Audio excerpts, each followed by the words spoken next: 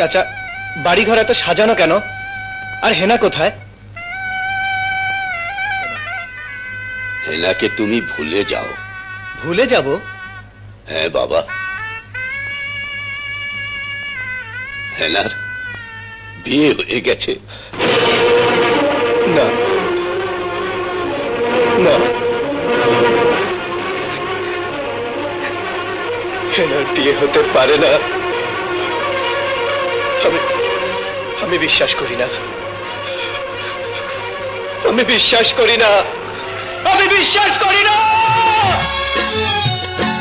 প্রেমের সমাধি ভেঙে মনের শিকল ছিঁড়ে পাখি যায়